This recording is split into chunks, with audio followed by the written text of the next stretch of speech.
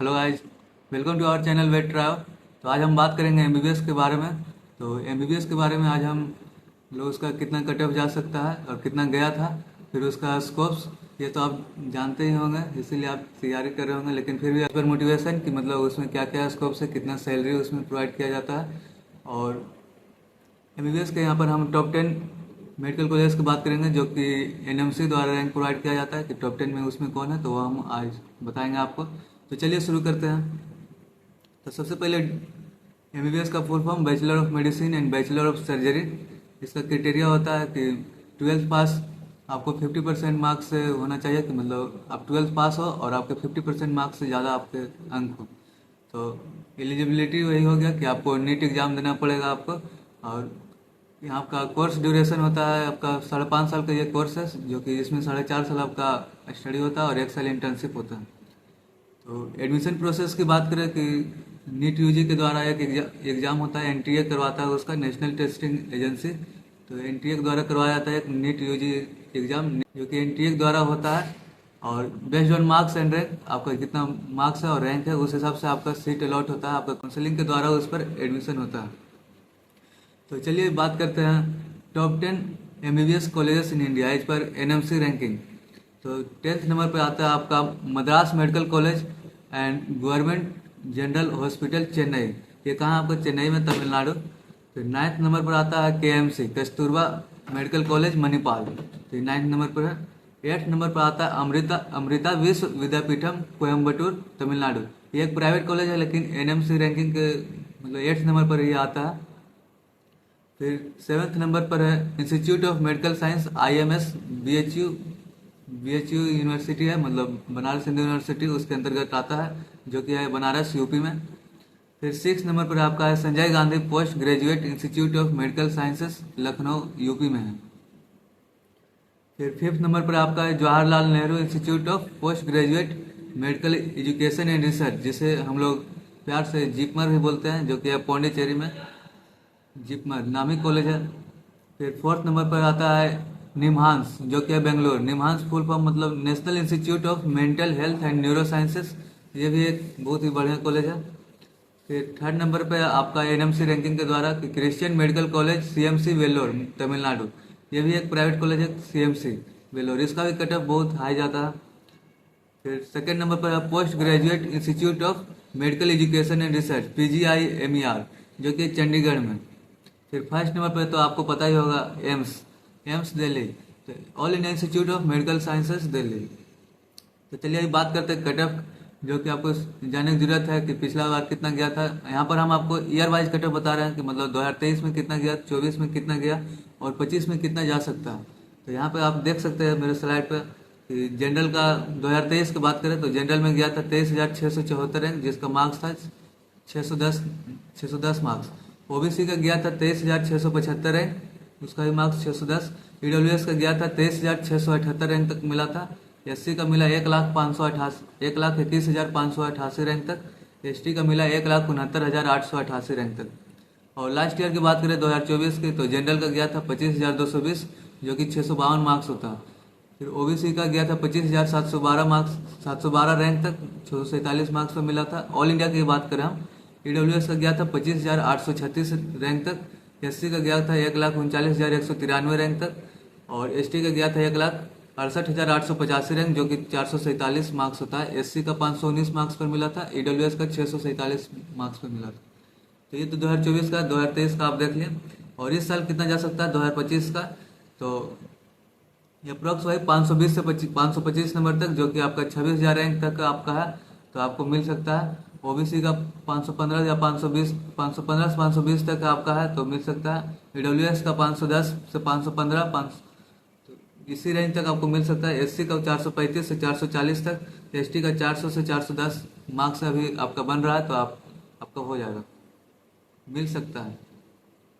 फिर MBBS subjects की बात करें कि अगर आपका कॉलेज मिल गया तो आपको कौन कौन सा सब्जेक्ट वहाँ पढ़ने का है, तो सब्जेक्ट के पहले जानकारी होना चाहिए कि वहाँ पर नाम, अभी आप नाम जान लीजिए कि मतलब कितने सब्जेक्ट्स पढ़ने होते हैं। एमबीबीएस में आपको टोटल 19 सब्जेक्ट्स पढ़ने होते हैं।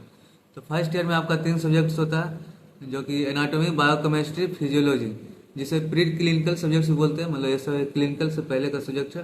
फिर सेकेंड ईयर में आपका 4 सब्जेक्ट्स है, pathology, pharmacology, microbiology, forensic medicine and toxicology, जिसे पैरा क्लिनिकल सब्जेक्ट्स बोलते हैं।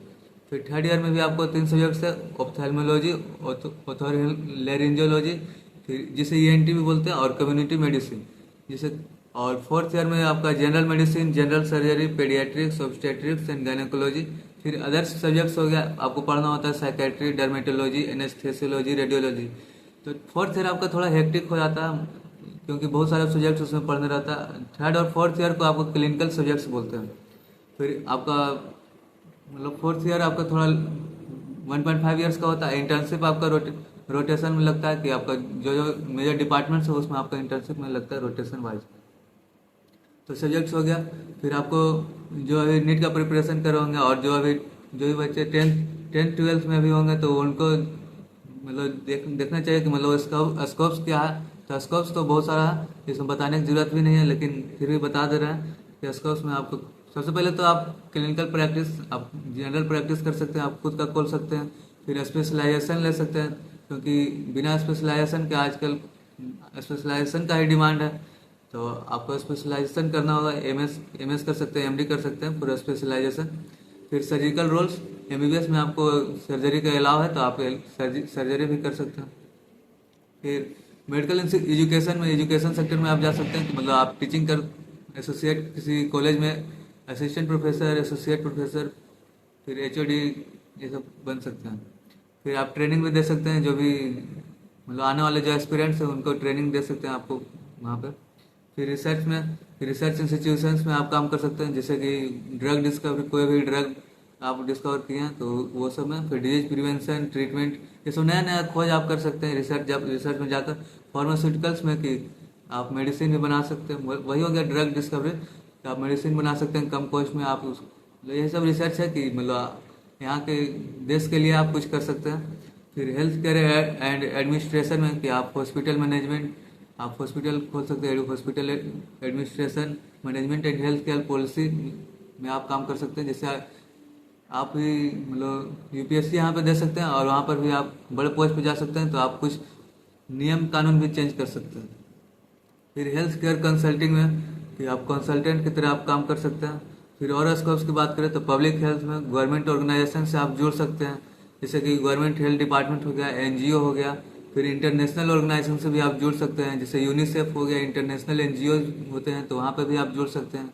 फिर सिविल सर्विस की तो हम बात कर रहे थे कि मतलब आप यूपीएससी तैयार कर सकते हैं, बीपीएससी कर सकते हैं, फिर आईएएस बन सकते हैं, आईपीएस ये सब बन सकते हैं। फिर आर्म फोर्सेस में जा सकते हैं, आर्म फोर्सेस में भी वहाँ भी ह्यूमन डॉक्टर की ज़रूरत होती है। फिर आप work in private hospital and companies में काम कर सकते हैं, वो प्राइवेट हॉस्पिटल में काम कर सकते हैं। फिर आप पीएचडी कर सकते हैं हायर एजुकेशन के लिए। फिर आप अपना खुद का खोल सकते हैं, स्टार्टअप खोल सकते हैं। फिर एमबीए भी आप कर सकते हैं, मतलब बहुत सारी इसमें अपॉर्चुनिटीज है। तो इसीलिए तो सभी एमबीबीएस की तैयारी करते हैं। अगर एमबीबीएस की तैयारी करते हैं, अगर एमबीबीएस नहीं हो रहा है तो फिर और अदर कोर्स में भी आप जा सकते हैं, जैसे कि बीएमएस हो गया, वेटनरी हो गया, बीएचएमएस हो गया, बीडीएस हो गया। तो ये सब में भी आप, ये सब अदर ऑप्शंस है, लेकिन तैयारी सबको करता है एमबीबीएस का। अगर नहीं हो रहा है तो एमबीबीएस का मतलब थोड़ा कट ऑफ ज़्यादा जा रहा है, यहाँ पर भीड़ ज़्यादा हो गया, तो आप अलग कोर्स भी आप सिलेक्ट कर सकते हैं जिसका इंटरेस्ट हो। फिर आपका एमबीबीएस की बात करें तो स्पेशलाइजेशन की बात करें तो जो कि आपका मेडिकल करियर को एडवांस करता है। स्पेशलाइजेशन में एमडी हो गया, एमडी होते हैं डॉक्टर ऑफ मेडिसिन। फिर एमएस होते हैं मास्टर ऑफ सर्जरी। फिर डीएनबी होते हैं डिप्लोमेट ऑफ नेशनल बोर्ड। फिर सुपर स्पेशलाइजेशन की बात करें, डीएम हो गया डॉक्टरेट ऑफ मेडिसिन। फिर एमसीएच हो गया। तो ये सब हायर स्पेशलाइजेशन है, सब सीनियर लेवल स्पेशलाइजेशन। फिर सैलरी कितना एक्सपेक्ट कर सकते हैं, सबसे पहले तो बात आप सैलरी पर ही डिसाइड करेंगे सैलरी कितना मिलता है। तो सैलरी का जो है स्टार्टिंग सैलरी आपका 6 से 7.2 लाख पर एनम, मतलब 60,000 से 70,000 स्टार्टिंग आपका होगा, फिर बढ़ते जाएगा। तो ये स्टार्टिंग सैलरी किन किन रोल्स के लिए, मतलब जैसे आप एमबीबीएस जैसे डायरेक्ट कभी किए हैं तो किसी गवर्नमेंट हॉस्पिटल में काम कर रहे हैं तो आपको सबसे पहले उतना सही स्टार्ट मिलेगा। फिर जैसे आप जनरल फिजिशियन हो गए, जूनियर मेडिकल ऑफिसर हो गए, मेडिकल असिस्टेंट में। फिर मिड लेवल सैलरी की बात करें तो 7.2 से 10 lakh per annum, roles medical officer, specialist doctor. फिर सीनियर लेवल सैलरी की बात करें 12 से 24 lakh per annum, roles consultant, senior surgeon, hospital director. तो ये सब बात करके लाख पर हम 12 से 24 लाख, मतलब 2 लाख 3 लाख पर मंथ कमा रहे हो। तो ये सब तो आपका आए। फिर अगर आप खुद का क्लिनिक खोल लिए हैं तो वहाँ पर से तो फिर आपका बल्ले बल्ले है, मतलब बहुत हाई सैलरी वहाँ पे आप गेन कर सकते हैं। लेकिन वहाँ पर भी दिक्कत है कि मतलब आपको जैसे न्यू हॉस्पिटल खोले तो वहाँ पर थोड़ा जमने में थोड़ा टाइम लगेगा। वहाँ पर पेशेंट फ्लो थोड़ा स्टार्टिंग में थोड़ा कम रहता है, फिर धीरे धीरे आपका विश्वास बढ़ता है तो फिर आपके पेशेंट आने लगते हैं। तो चलिए आज हम बात किए हैं आपका एमबीबीएस के फुल डिटेल्स के। तो आशा करते हैं आपका सब पॉइंट क्लियर हो गया होगा। तो चलिए धन्यवाद, मिलते हैं नेक्स्ट वीडियो में।